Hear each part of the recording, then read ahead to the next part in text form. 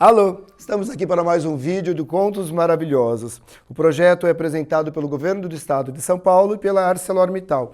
E é uma realização da Cooperativa dos Produtores Culturais do Estado de São Paulo, patrocinado pela ArcelorMittal e pela Belco Becar, através do PROAC.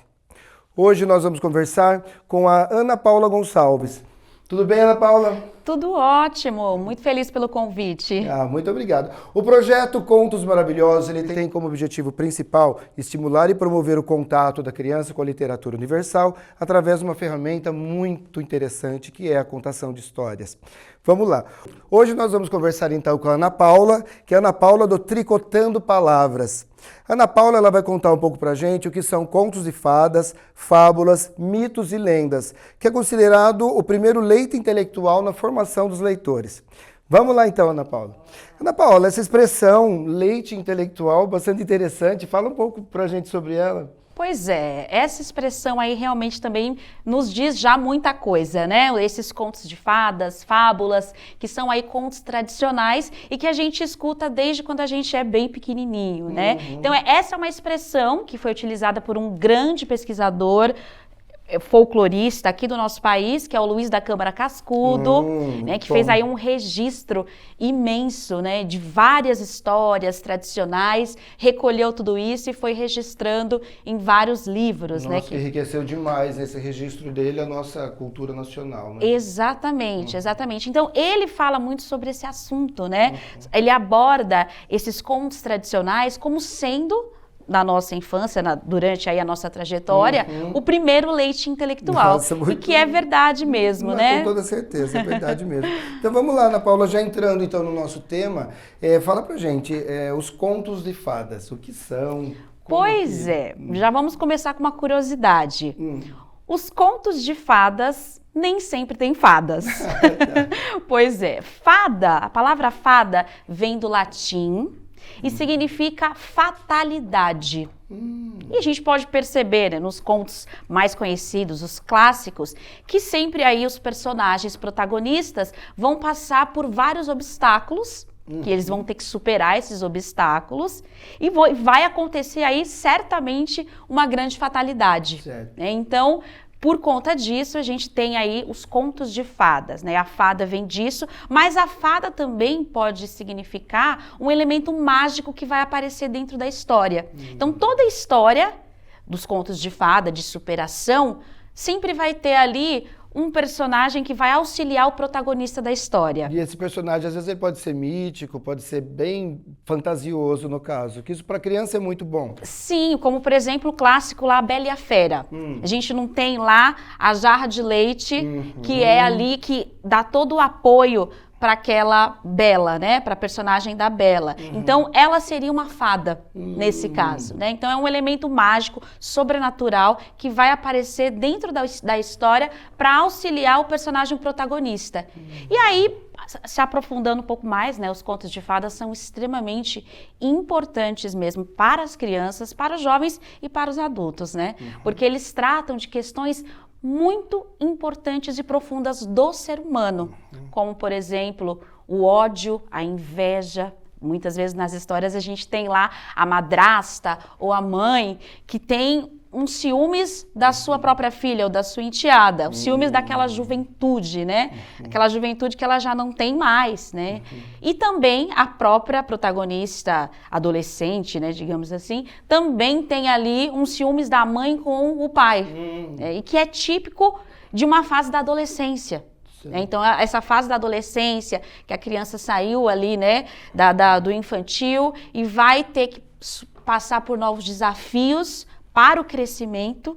Os contos de fadas, eles vão trazer muito essa leitura, né? São contos iniciáticos que a gente fala, que são extremamente importantes, tanto para a criança, né, que vai mudando de fase, como para o adolescente e para nós adultos, Essa foi uma coisa bastante importante, que essa questão de abordagem de assuntos delicados, às vezes através de fantasias, de alegorias, né? Mas não que a mensagem deixe de ser transmitida através desses elementos, né? Sim, sim, porque a gente pensa, a criança mesmo, né? A criança tem ali os seus conflitos internos para serem superados, né? Então, ela entra dentro do mundo ali, da sociedade, da escola, na relação ali com o colega, na escola, na sala de aula, ela vai ter que superar ali muitos obstáculos, muitos desafios, tudo é novo, né, para a criança. Então, os contos de fadas, com certeza, vêm para colaborar muito na formação, desde as crianças até os adolescentes e para nós também, Nossa, né? E toda a literatura se baseia nos contos de fadas, se você parar para observar, né? Então, os contos de fadas têm sempre ali um personagem protagonista, um personagem antagonista, e eles vão se superar ali, né? Tem uma disputa do bem contra o mal, e todas as histórias têm um conflito. Então, com certeza, aí a literatura se baseia muito nos contos de fadas, que são contos de tradição oral também. Nossa, muito bacana isso. E as fábulas, Ana Paula, como tem uma diferença? Conta pra gente. Sim, às vezes a gente se confunde, né, entre contos de fadas e fábulas. Sim, tem uma diferença, mas também tem algumas coisas que são próximas, né? Porque as fábulas, elas também tratam de questões relacionadas à moral, à convivência, né, a comportamentos. Só que uma diferença que é bem significativa que a gente observa, os personagens das fábulas geralmente são animais. Então, são animais que possuem características de seres humanos. Certo. Justamente para quê? Para que a criança, a partir daquele animal, né, que está mais próximo do lúdico ali, ela consiga absorver aquela mensagem de uma maneira mais leve, mais suave. A gente tem aí uma fábula bem conhecida, que é a cigarra e a formiga. Né? Então, a cigarra, que só quer se divertir, quer cantar, quer festa, e a formiga que só está trabalhando. Só que aí, quando vem o inverno, o que acontece? A cigarra não conseguiu se organizar para se preparar para o inverno, e ela sofre, ela não tem onde morar. Né? Então, fala sobre isso. Olha, vamos nos divertir, vamos ser alegres, felizes, mas vamos trabalhar, né? Então, traz essa questão aí, essa reflexão sobre comportamentos, né, humanos. Valores também, valores relacionados à sociedade. Então, enquanto o conto de fadas vai muito pro íntimo do ser humano, né? Questões de ódio, de amor, né, ciúmes. Já as fábulas também traz um pouco disso, porém, essa relação com a sociedade. Nossa, que não deixa de transmitir também valores muito importantes para a gente. Para o né? convívio social, Pro convívio né? social, exatamente. Né? Você falou da cigarra e da formiga, muito bacana, né? E que a gente nunca pode ser 100% uma coisa só. É bacana essa reflexão e trazer isso para a realidade do universo da criança, né? Muito, muito bacana mesmo. E os mitos, Ana Paula? Então, em relação aos mitos, né, os mitos, a gente pode observar muito bem. Tem alguns personagens muito marcantes, né, como deuses, personagens sobrenaturais. Por que acontece dessa forma? Os mitos são narrativas muito antigas, né, dos povos da antiguidade mesmo, do início do mundo. Porque as pessoas, a gente tem curiosidade de saber, né, de onde a gente veio, para onde a gente vai, de onde vem o sol, a lua, e os mitos nasceram para trazer essas explicações para as pessoas naquela época. Então, não existia ciência para explicar, né, os fenômenos sobrenaturais e tudo mais, não existia ciência para estudar esses fenômenos, né? Estudar a chuva, os próprios sentimentos, né? E foram criados esses mitos para trazer um pouco de significado para os seres humanos.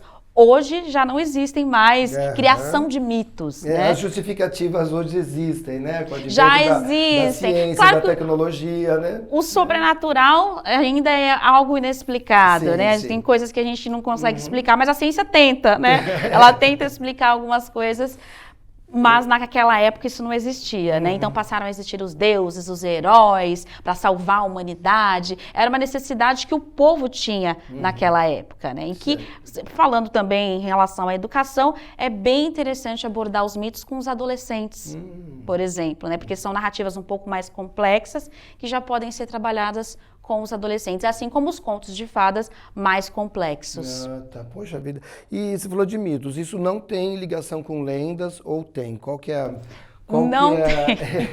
Fala um pouco pra gente sobre as lendas, então. É parecido, as pessoas confundem bastante, assim, né? Porque tem gente que fala, é um mito, tal pessoa é um mito, ou é uma lenda. Na verdade, a lenda também traz esses elementos sobrenaturais, se a gente for parar para analisar, na sua grande maioria, porém ela tem um fundinho de verdade, diferente do mito, que é realmente uma ficção. Né? Agora, a lenda, ela se desenvolve numa comunidade, num povo. Alguém viu, por exemplo, a lenda do Saci. Alguém viu o Saci, né? Em determinada comunidade. Alguém viu aquele ser. E foi contando para o outro, que foi contando para o outro, que foi contando para o outro, que foi contando para o outro. E aí quem conta um conto aumenta um ponto, né? E a história vai crescendo. Então esse menino já ganha, assim, diversas outras personalidades, né? A história vai crescendo, vai aumentando, porém a lenda sempre nasce de um acontecimento numa determinada região. Então, ela tem um fundo de verdade, porque alguém está dizendo que aquilo aconteceu. E até hoje, então, as lendas ainda hoje podem ser criadas. Como, por exemplo, a gente tem as lendas urbanas. Então, eu ia te perguntar isso, porque eu imagino que as lendas, né, que nós conhecemos, do Saci, da Mãe d'Água e tudo mais, elas hoje já estão consolidadas, vamos chamar assim. Acho que não se aumenta mais um ponto nessa Aumenta, história. viu? Aumenta. Contador de histórias adora aumentar as coisas. Então, olha aí, uma informação nova pra gente, olha que interessante. A gente, cada coisa que vai surgindo da criação do povo. Então, e hoje, assim como vamos pensar que a nossa civilização já mudou, já evoluiu bastante, hoje tem outro conceito de lendas, né? Que se fala muito, nacional e internacionalmente, que são as lendas urbanas, né? Você tem alguma coisa para falar para a gente sobre isso? Surge numa determinada região, num determinado povo, né? Como, por exemplo, a lenda da loira do banheiro, né? Que é muito conhecida, a mais famosa das escolas. Então, alguém viu essa loira. Esse é um fato, né? Uma característica interessante também das lendas, que elas trazem um anonimato. Ninguém sabe quem inventou. É tipo uma fake news. Olha só. Só que é uma fake news que tem um fundinho de verdade, né? E aí vai se espalhando. Vai se espalhando, a notícia vai se espalhando, vão inventando novas características, eu fico pensando, né? Tá todo mundo envolvido no imaginário também, né? De repente, numa impressão errada, a pessoa assustou, acha que viu alguma coisa, já se forma toda uma alegoria em cima disso. Né? O ser humano tem essa necessidade, né? Da criação, de inventar, o ser humano está dentro desse universo, né, das expressões, das diversas possibilidades. Então, vai se aumentando, vai se criando. Tem a lenda do chupacabra, lembra dessa lenda? Ela é quase recente, essa lenda, né? Então, diferente dos mitos, as lendas ainda podem ser inventadas, né? Os mitos já não pelo menos aqui no nosso ocidente, né? Tá. E fala uma coisa, Ana Paula, dentro da tua experiência toda, qual é a contribuição desses contos e tudo mais na formação de um leitor? Nossa, é como eu falei, né? A partir desses contos tradicionais é que foi se criado todos os diversos tipos de literatura, né, se a gente parar para pensar.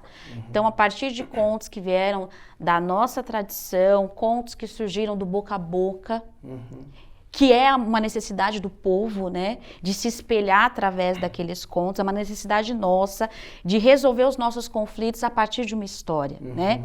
Então, certamente, tudo que a gente tem hoje se baseia nisso, né? Se baseia nesses contos que trazem mensagens que atravessam aí as gerações e que a gente escuta desde pequeno, né? Sejam essas histórias clássicas ou histórias inventadas, né? Que os nossos pais contavam ou que alguém contava pra gente, porque todo mundo tem por perto, na infância, um contador de histórias, né? Seja um pai, seja uma avó, seja um amigo, seja uma outra criança, todo mundo tem. E a partir dessas histórias que são da tradição oral, que são tão potentes, né? Porque até hoje estão aí e nunca vão sair de moda, né? Os contos tradicionais.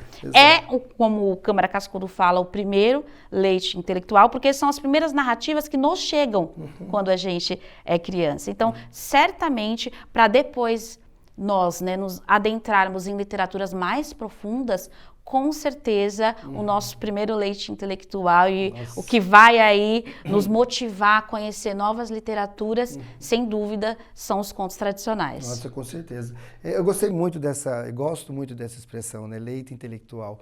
E quando a gente fala em contação de histórias, a gente se remete a lá aos homens das cavernas, né? Essa tradição da oralidade Então, tudo começou ali, né? Isso vem se perpetuando através de outros mecanismos hoje, mas a coisa não para, né, Ana Paula?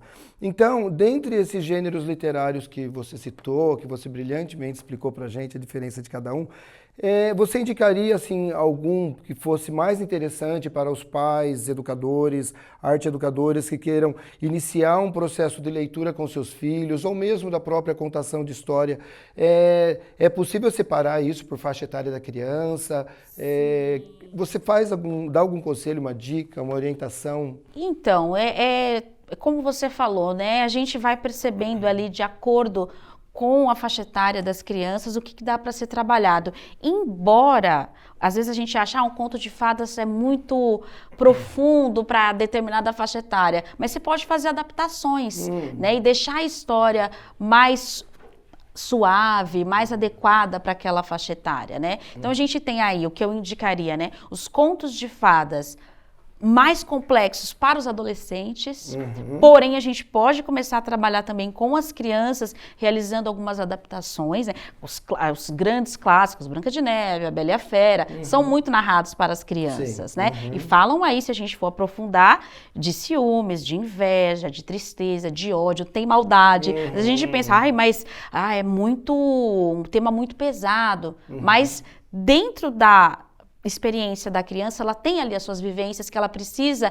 entender esses sentimentos. Né? Então, é importante também. É claro que você pode suavizar um pouco a história, fazer uma adaptação, mas com algo muito importante, não quebrando a mensagem principal da história. Sim, porque eu ia até comentar, desculpa até te cortar, a questão da crueldade, porque alguns contos, eles trazem uma crueldade bastante forte, né? Sim. Tipo João e Maria, que eles matam uma bruxa, né? É cruel isso. Então, eu acho que até esse conceito, a forma como se transmite isso para a criança também deve ser suavizada, é isso?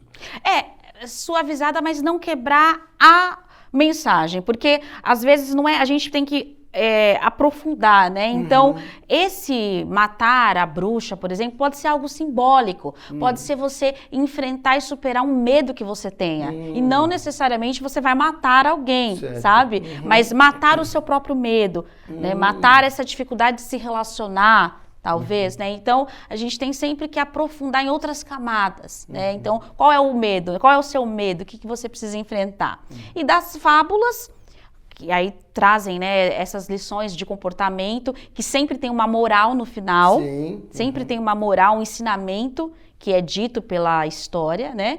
Para as crianças pequenas são interessantíssimas, porque tem os animais, ou então objetos inanimados, que faz muito parte do lúdico, né, da criança. Então, ela entra ali a partir daqueles personagens dentro da história e resolve os seus próprios conflitos. Então, a gente tem os contos de fadas que podem ser abordados para as crianças, porém, a gente tem que pensar qual é a história mais adequada, né? E partir para outras histórias. A gente tem os clássicos que são maravilhosos, mas a gente tem um universo aí de contos de fadas dos grandes escritores, né, que nos deixaram. A gente tem que fazer essa pesquisa aí, conhecer outros contos, né? As fábulas para as crianças menores, a gente tem os mitos para os adolescentes, assim como também os contos de fadas. E as lendas para as crianças, mas que também a gente tem que tomar um pouco de cuidado, porque a lenda sempre traz essa questão do medo muito forte. E aí sim, às vezes a gente precisa suavizar um pouco para não deixar a criança traumatizada, né? Nossa, é verdade. Nossa, Ana Paula, agradeço muito a sua presença aqui. Obrigado por você compartilhar o seu conhecimento, a sua experiência toda com a gente, por toda essa explicação que você deu para a gente dentre esses diversos gêneros literários que a gente tem, né? Eu que agradeço imensamente compartilhar um pouco do que eu amo, né? Que são as histórias e que com certeza também me fizeram superar aí os meus obstáculos. Muito bom. Bom, eu conversei então com a Ana Paula, do Tricotando Palavras, que ela é contadora de histórias e educadora. Eu agradeço então a presença dela e a todos que estão nos assistindo. Espero que vocês tenham gostado de mais esse conteúdo e não deixem de se inscrever no nosso canal e ativar o sininho, assim você vai ficar sabendo dos nossos próximos vídeos. Muito obrigado e até a próxima.